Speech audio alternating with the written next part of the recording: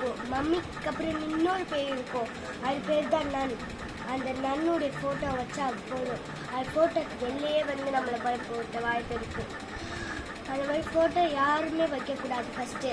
அதே மாதிரி மம்மின்னு ஒரு பேர் இருக்குது, அந்த மம்மின்னு பேயை நம்ம நினைக்க கூட கூடாது. ஏன்னா அது ரொம்ப செம்ம பயங்கரமான பேய். நம்மளை ஒரு கடி கடிச்சாலும் போதும், நம்ம அவள் தான் காலி ஆகிடுவோம்.